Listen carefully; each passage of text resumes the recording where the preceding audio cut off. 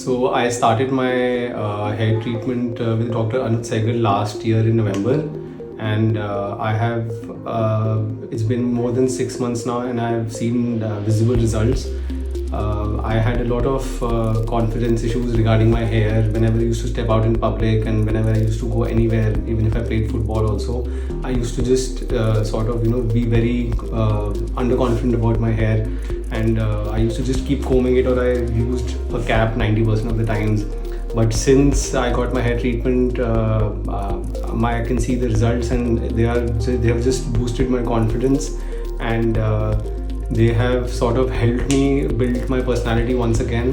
Again, I'm saying confidence because hair is a major part of your looks and everything. Though you can dress up smartly, you can wear nice clothes, but ultimately your hair is something which gives you majority of the look on your face. And if you're not confident about your hair, you're not confident about your personality. Even in a professional meeting, I used to be very underconfident about my hair. I used to just keep waving it, and whenever I used to step out in the air, my hair used to be in such a way where I used to be very embarrassed about it.